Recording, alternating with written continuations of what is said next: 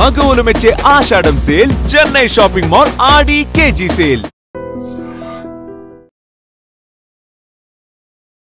Node వీడియోలు చిత్రీకరించారు అనేటటువంటి కారణంతో నలుగురు యువతులు చితకబాదినటువంటి ఘటన విశాఖలో జరిగింది. ద్వారకా పోలీస్ స్టేషన్ పరిధిలో ఆర్టీసీ కాంప్లెక్స్కి అతి సమీపంలో ఉన్నటువంటి సవేరా ఇన్ హోటల్లో ఇప్పుడు మనమైతే ఉన్నాం. ఇక్కడ కొంతమంది యువతులు అయితే దిగారు. అయితే ఈ రూమ్ నెంబర్ మీరు చూస్తున్నారు 203 రూమ్లో ఉన్నటువంటి వారు వాష్రూమ్లో స్నానం చేస్తూ ఉండగా పక్క వైపు ఉన్నటువంటి బాయ్స్ హాస్టల్ ఏదైతే 4S హాస్టల్ ఫర్ బాయ్స్ అని హాస్టల్ ఉంది, ఆ హాస్టల్ కూడా ఈ లాడ్జ్కి పక్కనే ఉండడం వల్ల ఇక్కడ మనం జస్ట్ చూడొచ్చు. మీరు ఇక్కడ స్నానం చేస్తూ ఉండగా మహిళ స్నానం చేస్తూ ఉండగా ఆ పక్కనే ఉన్నటువంటి హాస్టల్ బాయ్స్ హాస్టల్ నుంచి యువకులు కొంతమంది తన నోడ్ వీడియోలు చిత్రీకరించారు.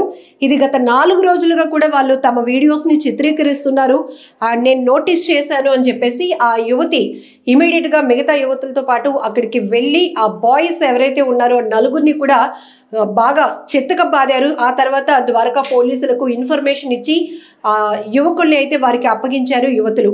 ఇక్కడ మనం చూడొచ్చు ఆర్టీసీ కాంప్లెక్స్ కానీ రైల్వే స్టేషన్ కానీ వీటి పరిసర ప్రాంతాల్లో మనకి ఎక్కువ డార్మెటరీస్ కానీ చిన్న చిన్న హోటల్స్ అంటే మిడిల్ క్లాస్ ఫ్యామిలీస్కి తగ్గట్టుగా అందుబాటులో ఉండే ప్రైస్లో కొన్ని రూమ్స్ అయితే ఉంటాయి, చాలా దగ్గరగా ఉంటాయి.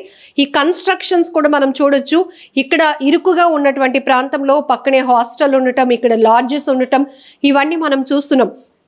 అయితే వారు అనుమానించడానికి ప్రధానమైన కారణం ఏంటంటే ఈ 203 వాష్రూమ్ ఏదైతే ఉందో సవేరా ఇన్ హోటల్లో ఈ రూమ్లో స్టే చేస్తున్నటువంటి అమ్మాయిలు ఇక్కడ స్నానం చేస్తూ ఉండగా వాళ్ళ వీడియోలు అవతల ఉన్నటువంటి 4S బాయ్స్ హాస్టల్ నుంచి కొంతమంది బాయ్స్ తమ వీడియోలను నోడ్ వీడియోలు చిత్రీకరించారు. ఇది మేము గమనించాము, అందుకనే వాళ్ళని కొట్టాము, పోలీసులకు అప్పగించామని చెప్తున్నారు. ఈ కేసుకు సంబంధించి ద్వారకా పోలీసులు అయితే యువకుల్ని అదుపులోనికి తీసుకున్నారు. వాళ్ళ ఫోన్లన్నీ కూడా వెరిఫై చేస్తున్నారు. పరిశీలించిన తర్వాత పూర్తిగా ఏంటి నిజాలు బయటపడే అవకాశం కూడా ఉంటుంది. అయితే ఇక్కడ మనం చూడొచ్చు ఇలాంటి రూమ్స్ ఏవైతే ఉన్నాయో ఇక్కడ మనకి చాలా ఇరుకుగానే చాలా దగ్గరగా ఉన్నాయి.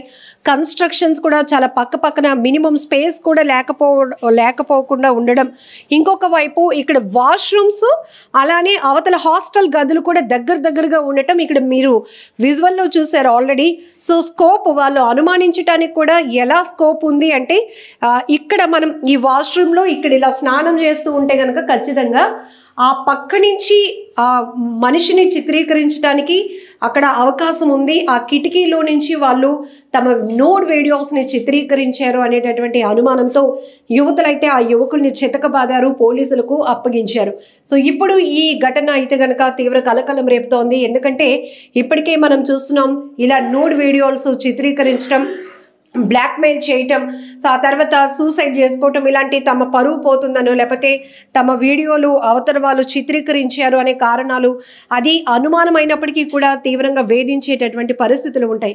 సో ఇప్పుడు సవేరా ఇన్ హోటల్లో జరిగినటువంటి ఈ ఘటనకు సంబంధించి కూడా పక్కన ఉన్నటువంటి 4S బాయ్స్ హాస్టల్ నుంచి కొంతమంది యువకులు తమ నగ్న వీడియోలు నూడ్ వీడియోలు చిత్రీకరించారు అనేటటువంటి అనుమానంతో వారైతే కనుక అనుమానం అని కూడా చెప్పట్లేదు. ఆ యువతులు బాధిత మహిళ అయితే కన్ఫర్మ్గా చెప్తా ఉంది, 4 రోజుల నుంచి మాకు ఆ కదలికలు కనపడుతున్నాయి, ఖచ్చితంగా నూడ్ వీడియోలు రికార్డ్ అయ్యాయి, అందుకని వాళ్ళు మేము చితకబాదామని చెప్తున్నారు. ఈ నలుగురు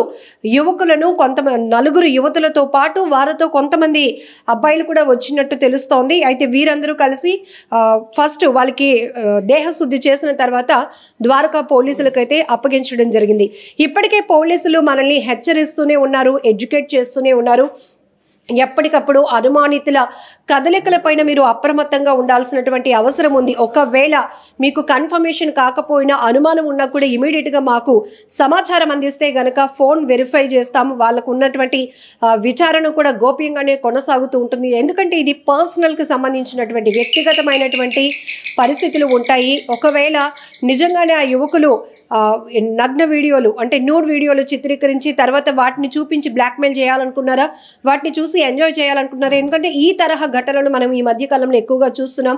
అందులోనూ చదువుకున్న యువత ఎక్కువగా పెడదోవ పడుతూ ఇలాంటి ఆకృత్యాలకు పాల్పడుతున్నటువంటి ఘటనలు కూడా మనం చూస్తున్నాము. కాబట్టి వారు ఆ రకంగా దాన్ని కన్ఫర్మ్ చేసుకున్నారా, లేకపోతే నిజంగానే వారు వీడియోలు తీశారా? మరి కాసేపట్లో ద్వారకా పోలీసులు అయితే ఇన్వెస్టిగేషన్ కొనసాగిస్తున్నారు. ఇప్పటికే ఆ యువకుల ఫోన్స్ కూడా స్వాధీనం చేసుకున్నారు. వాటిని వెరిఫై చేసిన తర్వాత నిజంగానే ఒకవేళ వారు వీడియోలు చిత్రీకరించి ఉండుంటే కనుక వాళ్ళపై కఠినమైనటువంటి చర్యలు ఖచ్చితంగా ఉంటాయని కూడా పోలీసులు చెప్తున్నారు. అయితే ప్రస్తుతానికి బాధిత యువతులు ఇచ్చినటువంటి కంప్లైంట్ ఆధారంగా యువకుల్ని కొట్టిన తర్వాత పోలీసులకు వారు అప్పగించిన నేపథ్యంలోనే ఇన్వెస్టిగేషన్ అయితే కొనసాగుతుంది. నిజంగా ప్రస్తుతం ఉన్నటువంటి సమాజం దేనికి ప్రయారిటీ ఇస్తుంది? ఆర్థిక సంబంధాల చుట్టూ మాత్రమే తిరుగుతుంది. మళ్ళీ ఎన్నికలంగానే చాలా విరక్తి కలుగుతాను. మంచి అనిపిస్తుంది కదా, లేడీస్ కూడా ఛాలెంజింగ్ జాబ్స్ చేసినప్పుడు చాలా బాగుంటది. ట్రాఫిక్ అసిస్టెంట్స్ గా నియమించిన ట్రాన్స్జెండర్స్ అందరితో సాల్యూట్ చేయించుకుంటున్నారు. ఫుడ్ డెలివరీ ఇవ్వటానికి వెళ్ళినటువంటి డెలివరీ బాయ్ అనిల్ పై కళ్ళ ముందు